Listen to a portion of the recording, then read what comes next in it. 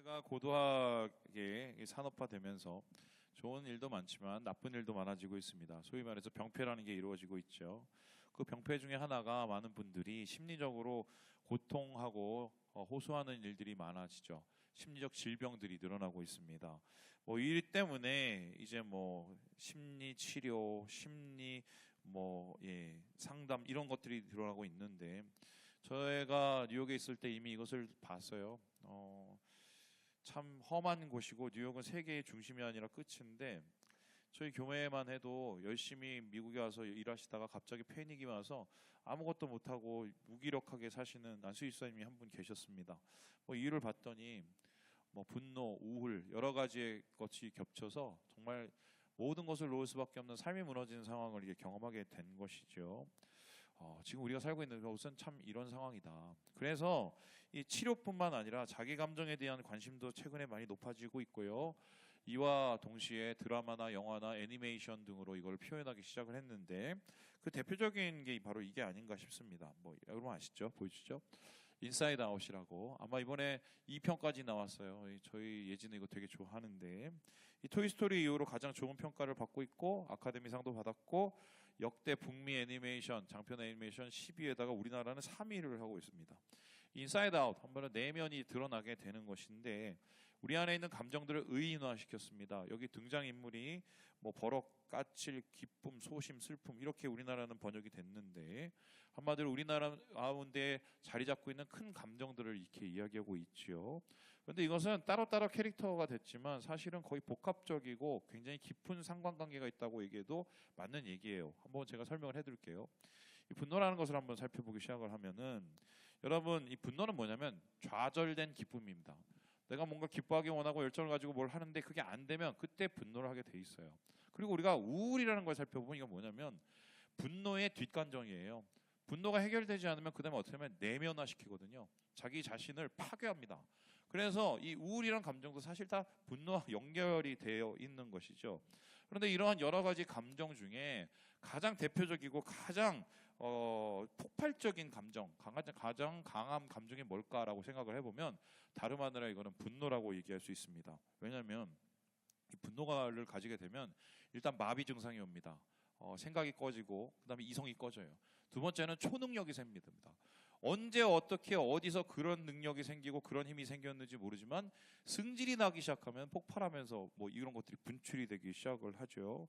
어제도 오늘 새벽에도 이런 일이 있었습니다. 보여드릴까요?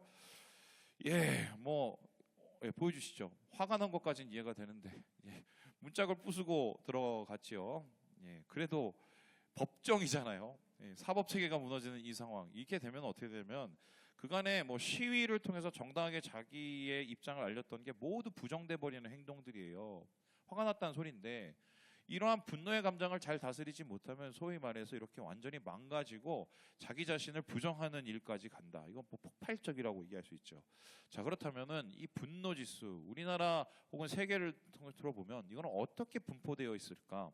흥미로운 게 21년부터 22년짜리 최근짜리 자료가 있던데 세계 분노 지수, 분노 국가가 이렇게 있어요. 보여주시죠? 보시다시피 세계에서 제일 분노 지수, 화가 나를 잘 내고 화가 나 있는 나라가 어디냐면 레바논이었습니다. 제가 작년에 갔던 레바논. 그리고 그 밑에가 터키, 그 다음에 아시는 것처럼 밑에 이라크 이런 나라가 있어요. 이 공통적인 이 나라의 특징이 뭐냐면 분쟁 지역입니다. 소위 말해서 나라의 체계가 완전히 무너진 나라. 그러니까 우리 안에서 불안함이 다가오고 그 불안함이 분노로 표출되기 마련이지요. 이런 일들은 코로나 이후에 더 드러나고 있고 우리나라도 사실은 안전지대가 아닌 게 이 분노 지수를 보면 아예 15% 정도 되는데 중급이에요. 아마 제 생각은 최근에 계엄 사태 일어나고 탄핵 진행되면서 이게 더 올라가지 않았을까 싶은데 어쨌든 이 분노는 사실 우리에게 지금 과제처럼 돼 있습니다. 그래서 최근에 이 분노 조절이 안 돼서 병원을 찾는 분들이 많은데 이분들에게 제일 많이 처방해 주는 게 세라토닌이에요. 근데 이 세라토닌이 뭐냐면요. 이 전두엽이 있어요. 이게 앞부분, 뇌에 이 부분을 느리게 만드는 겁니다. 그래서 분노가 났었을 때 대부분의 경우 어디에서 가장 문제가 생기냐면 이 안과 전두엽이라고 요 앞에 여기인데요. 여기에서 우리의 감정이 오면은 판단을 하게 만들어요. 지금 우리 화를 낼까? 아니면 멈출까? 요 안화 전두엽에 문제가 생겨서 분노 장애가 오시는 분들이 많습니다. 뭐 예를 들어서 유전적으로 그런다던가 아니면 뭐 공사 중에 이게 다쳐갖고 그런다던가. 이 세 번째가 되게 문제인데 화를 잘 내지 않습니까? 뇌회로가 타요. 그러면 나도 모르게 화를 내고 있습니다. 이 전두엽에 문제가 생기는 거예요. 그래서 이런 문제를 해결하기 위해서 약도 치료하지만 이 최근에 인지 행동 치료를 하고 있죠. 그래도 분노 조절 장애가 쉽지가 않아요. 그렇다면은 성경에서는 이 분노에 대해서 어떤 입장을 가지고 있을까? 오늘 우리가 살펴보는 그 말씀이 분노에 대한 최종판이라고 할 수 있는데 우리 함께 26절의 말씀을 같이 한번 읽어보도록 하겠습니다. 시작! 분을 내어도 죄를 짓지 말며 해가 지도록 분을 품지 말고. 성경을 보니까 분노 금지, 분노 그만 이런 얘기를 안 합니다. 되게 흥미로운 게 분노를 내어도 라고 얘기했습니다. 요거를 여러분이 듣기 쉽게 그 유진 피터슨 목사님이 번역한 메시지 성경을 한번 보여드릴 텐데요. 보여주시죠. 다음과 같아요. 제가 읽어볼게요. 화가 나면 화를 내십시오. 화내는 것 자체는 괜찮습니다. 그러나 화를 연료로 삼아 복수심을 태워서는 안 될 일입니다. 화난 채로 오래 있지 마십시오. 화난 채로 오래 있지 마십시오. 화난 채로 잠자리에 들지 마십시오. 이 번역은 좀 과하게 해석한 건 있지만 화나는 것 자체가 죄나 악이 아니라는 것을 분명히 다루고 있습니다. 실제적으로 이 분노라는 것은 자연적인 감정이에요. 제가 한번 물어보겠습니다. 성경에서 혹은 우리의 역사상 제일 먼저 화내신 분이 누군지 아십니까? 하나님이십니다. 이게 안 믿어지세요? 아담이 죄를 졌어요. 그리고 나서 하나님께서 찾으시죠. 뭐라고 찾으십니까? 아담아, 네가 어디 있느냐? 이게 여러분 인자한 말이 아니에요. 아담아, 네가 어디 있느냐? 이게 아니에요. 아담아, 네가 어디 있느냐? 물어봅니다. 화나신 거예요. 그러면은 성경에 나오는 최초의 분노는 뭐냐면 하나님이 죄와 악에 대한 반응이에요. 죄악을 바라보면서 하나님이 그것에 반응을 하신 게 분노인데 이렇게 생각하시면 됩니다. 내가 너를 이러려고 만들어놨냐? 너를 이렇게 망가뜨리려고 만들어놨냐? 안타까워하시는 그 감정이 바로 분노라고 할 수 있습니다. 그래서 분노는 자연스러운 건데 그럼 목사님 하나님께서 그렇게 화를 내셨으면 우리도 화를 냅니까? 물론 화내는 것 자체를 가지고 죄라고 판단할 수 없어요. 가치 중립적이지만 문제는 인간이 화를 내면 하나님처럼 화를 내지를 않는다는 말입니다. 하나님은 죄악에 대해서 반응을 하는데 오히려 인간을 화를 내면서 죄악으로 들어가 버려요. 그러니까 분노는 죄악의 계기가 될 가능성이 많다는 거예요. 그래서 성경에서 이렇게 얘기를 하고 있는데 우리 27절 말씀을 같이 한번 읽어보도록 하죠. 시작! 마귀에게 틈을 주지 말라. 그러니까 분노 자체가 문제가 아니라 내가 그 분노를 잘 해결하지 못하고 그 분노에 대해서 자유하지 못하면 그 분노를 통해서 누구에게 틈을 준다고요? 마귀들한테 틈을 준다는 겁니다. 특별히 여기서 말하는 이 틈이라는 단어는 다음에서 보시듯이 보여주시죠. 토포스라는 단어예요. 이 토포스라는 단어는 장소나 공간을 뜻하기도 하지만 기회, 힘, 지위를 뜻합니다. 그럼 이런 것인데 내가 막 승질이 나서 이거를 주체를 못해요. 그러면 그거를 누가 잡아요? 마귀가 잡을 수 있어요. 그 마귀가 그것을 잡고 어떻게 합니까? 우리에게 힘을 행사합니다. 그래서 우리가 우리 마음과 영혼을 제대로 가꿀 수 없도록 마구 흔들어대는 것이 분노를 통해서 나타나는 현상이라는 거예요. 그래서 분노는 유혹과 시험, 이 여러 가지의 마귀의 흔드는 감정 중에 가장 강력하게 우리를 엉망으로 만드는 것이다. 이렇게 얘기할 수가 있습니다. 그렇다면은 분노에 대해서 어떻게 해야 되느냐? 분을 내도 이 죄를 짓지 말라고 하면 분노를 잘 내라는 거예요. 그럼 분노를 잘 내기 위해서는 어떻게 되냐? 연습을 해야 됩니다. 분노를 연습하는 것, 마치 경건에 이르는 연습을 하는 것처럼 우리에게 올라오는 이 화를 어떻게 연습을 해서 분노를 하나님답게 비슷하게 내야 이게 우리를 온전하게 만든다는 것인데, 자, 그렇다면은 이 분노 연습 어떻게 해야 되느냐? 이를 위해서는 꼭 세 가지의 장치가 필요합니다. 이 장비 우리 함께 첫 번째 바라보도록 하죠. 같이 한번 읽어보겠습니다. 시작. 분노는 타이머가 필요하다. 뭐가 필요하다고요? 하는 거예요. 자, 그렇다면은 이 분노의 타이머 왜 필요하냐? 특별히 이 분노 조절 장애를 분노 조절 잘해로 만들려면요, 우리 안에서 타이머가 필요한데 첫 번째 타이머는 말 그대로 인터벌 타이머예요. 분노를 내기까지의 과정 속에서 인터벌이 있어야 돼요. 두 번째는 뭐냐면 엔딩 타이머예요. 종료 시간을 가지고 정확하게 있어야 된다고 얘기합니다. 우리 함께 전도서 7장 말씀을 같이 한번 읽어보도록 하겠습니다. 시작. 급한 마음으로 노를 바라지 말라. 노는 우매한 자들의 품에 머무느니라. 급하게 아무 정신없이 화에 끌려가다 보면은 나는 어리석은 자가 된다, 이렇게 얘기를 하고 있는데요. 여러분, 최근에 연구 자료가 한 가지가 나왔습니다. 재밌는 건데, 오하이오 주립대학교에서 이 브래드 부시먼 교수가요, 이 분노에 대한 연구를 하기 시작을 했어요. 이때까지 나온 분노 조절을 하는 이 연구 논문을 154개를 살펴봤습니다. 그리고는 정말 이 논문에서 말하는 분노 조절할 방법이 맞는지를 살펴보고 10,000명을 데리고 임상 실험을 했어요. 그런데 이 임상 실험의 결과가 어떻게 나왔느냐? 다음과 같이 나왔습니다. 우리 같이 한번 읽어보도록 하죠. 시작. 화가 날 때 분노를 터뜨리는 것이 좋은 방법처럼 들릴지 모르지만 이를 뒷받침할 과학적 증거는 전혀 없다. 화가 나면 화를 터뜨려야 한다는 통념에서 벗어나야 한다. 분노를 줄이려면 각성 수준을 낮추는 활동에 참여하는 것이 더 좋다. 분노 해소하려면 시간이 좀 걸리더라도 한 발짝 물러나서 1부터 10 또는 100까지 세어보라. 그러니까 그 전에는 어떻게 했냐면 분노를 해소하라고 가르쳤습니다. 어떻게 해소하냐? 격한 운동을 한다던가 소리를 빽빽 지르다던가 뭐 이런 걸 하라고 그랬어요. 그렇게 하면 분노가 사라진다고 했습니다. 그런데 임상 실험을 하고 내 사진을 찍어 보니까 그렇지 않다는 게 밝혀졌어요. 오히려 각성 효과가 일어납니다. 화가 안 멈춰요. 그래서 이 브래드먼 교수가 얘기하고는 이 분노 해결 방법은 뭐냐면 되도록이면 타이머를 가지고 한 발짝 좀 떨어져 먼저 있으라는 거예요. 그러면서 그 떨어진 방법을 여러 가지로 소개하고 있는데 1번, 자 분노에 쩌든 사람들은 적으세요. 샤워를 하면 기본적으로 한 5분은 소복이 되잖아요. 2번 먼 산 쳐다보기, 3번 심호흡하기, 숫자 세기 뭐 이런 걸 얘기하고 있습니다. 다 타이머를 작동을 시키는 거예요.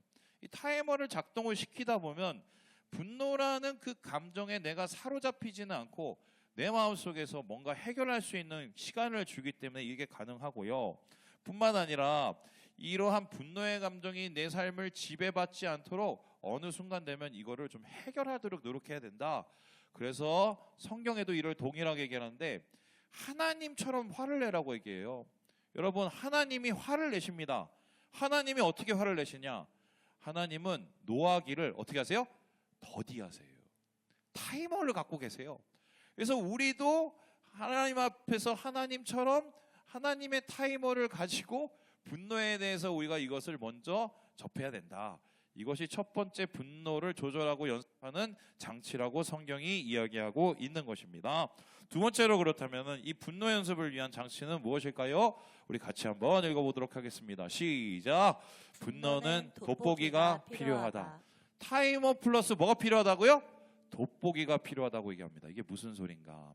여러분 생각하기에 분노가 나면은 사람들이 그게 원래 나의 자연스러운 감정이라고 생각하기 쉽습니다.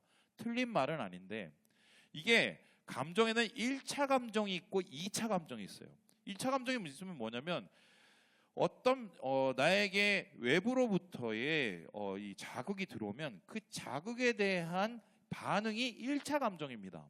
근데 이 1차 감정은 반응이 오고 나서 자극이 오고 나서 얼마 지나면 멈춰버려요. 사라져버려요. 휘발성이 있어요. 그런데 중요한 것은 분노는 2차 감정에 가깝습니다. 이게 뭐냐면 반응이 있고 자극이 있고 그 후에도 이 감정이 사라지지를 않아요. 이게 왜 그러냐? 1차 감정에 의해서 2차 감정이 발동되기 때문인데 분노가 2차 감정이라는 소리는 뭐냐면 분노에는 뿌리가 있어요. 분노의 밑에는 감추어진 게 있어요. 뭐냐면 이 분노를 할 수밖에 없는 원인들과 이유들이 있어요. 그래서 돋보기를 가지고 내가 이 분노에 얽매이지 않기 위해서는 화를 낼 때 내더라도 내가 왜 화내는지는 알아야 됩니다. 왜 화내는지는. 바로 그게 성경에서 제시하고 있는데 여러분 이 그림 아시나요? 가인과 아벨 보이시죠? 최초의 분노 존속 살인입니다. 사람을 죽일 수 있지요. 근데 이 존속 살인이 있기 전에 가인에게 하나님께서 하신 말씀이 있어요. 우리 함께 창세기 4장 말씀을 같이 한번 읽어보도록 하겠습니다. 창세기 4장입니다. 시작. 내가 선을 행하면 어찌 낯을 들지 못하겠느냐. 선을 행하지 아니하면 죄가 문에 엎드려 있느니라. 죄가 너를 원하나 너는 죄를 다스릴지니라. 하나님께서 가인이 화가 난 것을 가지고 뭐라고 탓하지 않으셨습니다. 오히려 그에게 주문을 하시는데, 야, 네가 얼굴이 이렇게 왜 벌렁거려? 힘들어. 실제적으로 히브리어의 분노라는 단어가 뭐냐면 코를 벌렁거리다는 뜻이에요. 코를 벌렁거리고 있으니까 너 왜 그래? 그러면서 뭐라 그럽니까? 그러지 마가 아니라 너는 그걸 다스릴 수 있어라고 합니다. 그러면 이 다스리단 말이 뭐냐면 마스터예요. 컨트롤이 아니에요. 분노를 장악할 수 있다는 거예요. 그거를 장악하면은 분노에 우리가 얽매이지 않는다는 소리인데, 가인은 그 장악하는 방법을 포기해버렸어요. 자, 그렇다면 우리가 이겨내기 위해서 우리가 그 뿌리를 알아야 되는데, 그럼 우리는 언제 분노하는가? 이 성경과 혹은 여러 가지 책을 살펴보면 여러 가지의 원인이 있지만 제 생각엔 이 세 가지로 거의 축약이 될 수가 있어요. 보여주실까요? 첫 번째, 사람이 분노하는 이유는 작게 느껴질 때입니다. 내가 작게 느껴질 때, 다른 사람에 비해서 내가 작게 느껴져서 내가 뭔가 부당한 대우를 받는다고 생각할 때 사람들이 화를 냅니다. 두 번째 뭡니까? 그걸 건드릴 때입니다. 그걸 건드릴 때가 뭐예요? 나의 트라우마, 나의 상처. 뭐 예를 들어서 이런 거 할 수 있죠. 제가 예전에 어떤 청년하고 얘기를 했는데 그냥 제자 훈련을 했어요. 제자 훈련은 어떤 제자 훈련이냐면 죄에 대한, 인간에 대한 제자 훈련을 했습니다. 그 인간에 대한 제자 훈련의 핵심이 뭐냐면 인간은 죄인이다, 이런 얘기를 했어요. 거기 있는 우리 친구들이 한 6명, 7명이서 이 공부를 하는데 다 괜찮았어요. 인간은 죄인이다, 아멘, 뭐 그냥 듣고. 그런데 시너 이러니까 그 친구 갑자기 승질을 냈습니다. 목사님, 내가 왜 죄인이에요? 난 소중한 존재인데 왜 죄인이에요? 이러면서 뛰쳐나가서 그 다음 수업부터는 제자 훈련을 안 받았어요. 아니 이게 미친 게 아니고 왜 그게 그렇게 화가 난 건가? 궁금해서 나중에 그 친구를 불렀어요. 누구누구야, 너 왜 그랬니? 얘하고 얘기를 해보니까 얘네 집안에서 그런 정죄를 너무 많이 받은 거예요. 이 친구가 여동생인데 여동생은 칭찬받고 이 친구는 항상 좀 거기에 받고 따돌림 받고, 아빠 엄마가 아마 그렇게 얘기했던 것 같아요. 너 왜 그 모양이냐, 그밖에 안 되냐, 너 왜 이렇게 모자라냐, 뭐 이런 것들이 이제 근저에 깔려 있으니까 네가 죄인이야, 네가 잘못했어, 네가 못했어, 이런 말을 건드리면 그게 죄송해요, 지랄 버튼이 되는 거예요. 이 분노는 우리 가운데 그러한 건드리는 것으로 더 폭발되고 증폭된다고 저는 이 여러 가지를 보니까 이렇게 나타나더라고요. 마지막으로 분노가 언제 나타나느냐 보시다시피요, 보시죠. 생각대로 되지 않을 때입니다. 사람이 희망이라는 걸 갖고, 소망이라는 걸 갖고 열심히 일하지 않습니까? 그런데 희망과 소망을 갖고 일하다가 그게 꺾어질 때가 있어요. 그럼 꺾어지면 사람들은 좌절감을 느낍니다. 그 좌절감은 나중에 자존감으로 영향을 줘요. 그런데 여러분 생각해 보세요. 우리 인생은 오늘의 나는 어제 실패한 내가 있기 때문이에요. 거기에서 교훈을 받고 뭔가 내가 움직였기 때문이에요. 그런데 이렇게 분노에 취약한 사람들은 어떻게 하느냐? 그러한 생각과 내 마음대로 되지 않으면 폭발해 버립니다. 이러한 대표적인 사람이 있어요. 그 사람이 누구냐면 엘리야예요. 엘리야를 생각해 보세요. 위대한 일을 한 사람이에요. 850대 1의 싸움에서 이 싸움에서 이겨낸 사람입니다.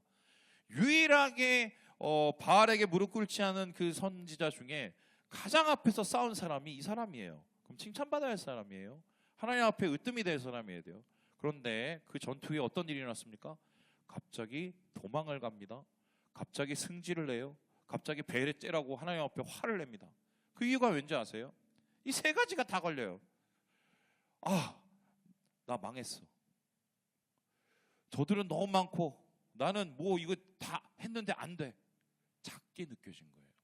두 번째, 건드려진 거예요. 엘리야의 가장 큰 약점이 뭔지 아세요? 나는 혼자다예요. 3년 반을 혼자 다녔잖아요. 그 서름, 건드린 겁니다. 그 버튼을. 세 번째 어떻게 해요? 나는 내 생각에 이렇게 850대를 싸우면은 이게 하나님께서 부흥을 주시고 이스라엘 백성들이 돌아올 줄 알았는데 아무 일도 일어나지 않은 거예요. 승질이 난 거예요. 그리고 그 분노를 하나님 앞에 쏟고 관계가 무너지고. 여러분 오늘도 엘리야 컴플렉스와 엘리바 증후군이 우리한테도 그대로 나타나 있는데 아직도 그 분노의 원인을 제대로 펼쳐주지 못하고 거기에 속박된 사람들이 있어요. 그런데 하나님께서 이렇게 분노에 장악된 엘리야를 어떻게 타이르는지 아십니까? 우리 함께 열왕기상 19장 9절의 말씀을 같이 한번 읽어보도록 하겠습니다. 시작. 엘리야가 그곳 굴에 들어가 거기서 머물더니 여호와의 말씀이 그에게 임하여 이르시되 엘리야야 내가 어찌하여 여기 있느냐. 승질 부리고 앉아서 굴에 들어서 안 나오잖아요. 이런 분들 많죠. 그랬더니 하나님께서 뭐랬어요? 네가 왜 여기 있어? 네 마음을 보라는 거예요. 왜 그러는지. 도대체 뭐가 너의 마음을 이렇게 망가뜨리게 했는지 그 뿌리를 보라는 거예요. 돋보기를 가지고. 그래서 우리가 분노를 조절하고 연습하기 위해서는 당연히 우리의 마음을 살펴볼 수 있는 돋보기가 필요한 거예요. 마지막으로 그렇다면은 이 분노 연습을 위한 세 번째 마지막 장치는 무엇일까요? 우리 같이 한번 읽어보도록 하겠습니다. 시작. 분노는 번역기가 필요하다. 번역기가 필요해요. 사실 이 분노라는 감정은 메시지가 아니에요. 그 분노라는 감정을 통해서 하고 싶은 말이 있어요. 그 하고 싶은 말을 잘 전달할 수 있는 번역기가 필요해요. 트랜슬레이션 해주는 거죠. 뿐만 아니라 번역기뿐만 아니라 이것을 분노를 다른 긍정적인 에너지로 바꿔줄 수 있는 트랜스포메이션 할 수 있는 트랜스포머가 필요해요. 이게 하나님께서 원하시는 분노의 회복인데요. 분노가 인간적으로 타락을 한 후에 이것을 회복하는 방법은 하나님의 번역기를 돌리는 것입니다. 우리 함께 29절의 말씀을 같이 한번 읽어보도록 하겠습니다. 시작. 무릇 더러운 말은 너희 입 밖에도 내지 말고 오직 덕을 세우는 대로 선한 말을 하여 듣는 자들에게 은혜를 끼치게 하라. 은혜를 끼치도록 그것을 전환하라고 합니다. 여러분 이거를 잘 해결하면 인생이 잘 살지만 이거를 못 해결하면은 엉망진창이 돼요. 그 대표적인 예가 누구냐? 사울입니다. 한번 사울을 생각을 해보세요. 사울 어떤 사람이었습니까? 왕이었어요. 최고였어요. 칭찬받는 사람이었어요. 그런 사람이 어떻게 됩니까? 나중에 승진이 나서 자기가 자기를 찔러서 죽는 그 최후를 맞이합니다. 왜 이렇게 됐을까요? 화가 났기 때문이에요. 왜 화가 났습니까? 사울이 화가 난 이유는 두 가지였어요. 다윗 때문에 화가 났어요. 부러워. 이 얘기하고 싶었던 거예요. 다윗 보고 부러워. 그거였거든요. 그리고 두 번째는 뭐냐면요. 다윗을 사람들이 막 좋아하니까 무서워. 나는. 두 가지였어요. 부러워, 무서워. 그럼 이거를 제대로 말할 수 있으면 되거든요. 그런데 사울은 그렇게 했어요, 안 했어요? 화가 나. 죽일 거야. 다 죽일 거야. 결과적으로 이런 트랜슬레이션을 제대로 못한 사울은 어떻게 합니까? 자기도 죽고 자기 아들도 죽여요. 만일에 그가 제대로 트랜슬레이션을 하고 트랜스포메이션을 했으면 어떻게 됐을까요? 다윗이 부러워. 그럼 다윗은 왜 저렇게 됐을까? 하나님을 저렇게 가까이 하네? 나도 그렇게 해야지. 변화의 계기가 됐겠죠. 무서워. 왜 내가 사람이 무섭지? 하나님을 무서워해야지. 변화의 뭔가 계기가 됐겠죠. 포기하면 그런 망하는 일이 일어나요. 그렇다면은 성경에서 사울의 그 끝에 있는 분노를 제대로 해석해내고 번역하고 그것을 전환한 사람이 있을까? 저는 대표적으로 이 사람을 꼽고 싶은데요. 보여주시죠. 바로 요셉입니다. 요셉을 생각해 보세요. 여러분 형제들이 있는지 모르겠지만 그 형제들은 어느 날 여러분을 한마디로 미끼로 삼아서 여러분을 등쳐먹고 그리고 여러분을 어디 이상한 데다 갖다 팔고 여러분을 아예 그냥 이름에서 지었다고 생각을 해봅시다. 어떤 마음이 들겠어요? 승질나고 죽이고 싶고. 당연히 그러죠. 요셉은 그거보다 더 심했는데 자기 형님들 모두가 자기를 향해서 비난의 화살을 그냥 날리는 데서 그치지 않고 죽이려고 하다가 팔아버렸어요. 그리고 팔아버린 그곳에 가서도 정말 진탕 죽도록 고생을 한 사람이에요. 그러면 이 사람 속에는 어떻게 했어요? 원망, 불평, 분노가 싹트고 뿌리 깊게 내리기 마련이죠. 그런데 흥미로운 것은 이 사람이 나중에 권력을 가집니다. 그러면 사람들이 권력을 갖게 되면 보통 제일 먼저 하는 게 뭡니까? 복수를 해요. 자기의 감정을 풀어내고 분노를 폭발하고 뿐만 아니라 자기의 자리를 견고하기 위해서 복수를 합니다. 그런데 요셉은 그런 자리에 있음에도 불구하고 심지어는 자기 형제들이 와서 자기 앞에 무릎 꿇는데도 불구하고 복수를 안 해요. 분노를 그런 식으로 표출을 안 해요. 그리고는 요셉은 그들에게 오히려 선대를 하면서 이렇게 얘기를 하는데요. 우리 함께 창세기 50장 말씀을 읽고 마무리해 보도록 하죠. 시작. 당신들은 나를 해하려 하였으나 하나님은 그것을 선으로 바꾸사 오늘과 같이 많은 백성의 생명을 구원하게 하시려 하시나니. 아이고 다 좋은 게 좋은 거야. 다 용서할게. 이렇게 하진 않았어. 하고 싶은 말을 했어. 뭐라고 했습니까? 니네들이 나 죽이려 했잖아. 그게 하고 싶었던 말이에요. 나 되게 그때 정말 무서웠어. 니네들이 나 죽이려고 했잖아. 말을 합니다. 하시면 어떻게 해요? 그것을 선으로 바꿔요. 그래서 하나님께서 그것을 통해서 나를 다른 일을 하셔서 생명으로 만들게 하셨다고 트랜스포메이션을 하고 있습니다. 여러분 진정한 복수는 난 이런 거라고 생각을 해. 화딱지나고 승질나고 화내고 여러분 그러면 안 보면 그만이야. 근데 진짜 무서운 게 뭔지 아세요? 흔들리지 않는 그것, 오히려 그것을 소화해내는 그 사람, 그것처럼 무서운 분노가 있어. 내가 볼 땐 최고지. 바로 이러한 요셉의 행동을 통해서 요셉은 분노를 생명 에너지로 전환하는, 그리고 자기의 말을 제대로 번역해내는 이 작업을 성공하는 것입니다. 말씀을 마치면서 여러분에게 분노가 얼마나 심각하고 무서운 것인지 얘기하고 마치려고 합니다. 저는 목사라 여러분의 희로애락과 함께합니다. 뭐 여기서 결혼하면 결혼 가서 주례도 하고, 그리고 애 낳으면 가서 돌 때 뭐 하고, 그리고 여러분 아프면 가서 하고, 또 여러분 돌아가시고 아니 언제는 그때는 제가 없겠지만 하여튼 뭐 그런 일을 제가 담당하고 있죠. 그래서 장례도 하고, 이건 참 저에겐 특별한 게 있는데 임종을 할 때도 많아요. 사람이 죽는 모습을 여러분 보면 인생이 많이 생각이 달라져요. 전 그걸 몇 번 했거든요.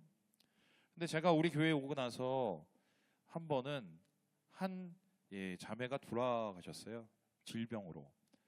그 마지막 순간의 그 즈음을 저는 아직도 잊지를 못하는데, 임종하시기 얼마 전에 가족이 다 왔어요.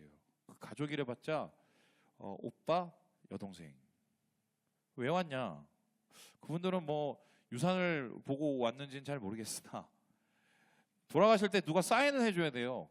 그것 때문에 온 거예요. 어쩔 수 없이 부르는데 그동안에 연락을 완전히 끊고 사셨더라고요. 그런데 저는 아직도 기억하는 게, 거기 가 있는데 분위기가 얼마나 냉랭하던지, 이건 가족이 아니에요. 형제가 아니에요. 오랜 침묵이 흘렀습니다. 그때 그 병을 앓고 있는, 숨이 헐떡이면서 넘어가고 있는 그분이 자기 여동생을 향해서 그 얘기를 하더만요. 네 내한테 왜 그랬니? 그 한마디였어요. 그 한마디가 그 인생들을 막고 있는 거였어요. 그 한마디에 분노하고, 그 한마디에 얼굴 보지 않고, 그 한마디에 서로 단절된, 그분이 그 얘기를 하니까 그 여동생이 언니 미안해. 언니 내가 미안해. 진심인지는 잘 모르겠어. 울면서 그렇게 얘기하니 그분이 숨을 확 쉬시고 얼마 후에 이제 소천하셨어요. 분노의 감정을 해결하지 못하면 죽을 때까지 갑니다. 오히려 우리가 죽는 것을 방해할 수도 있어요. 천국 가는 것을 방해할 수도 있어요. 사랑하는 우리 형제자매 여러분,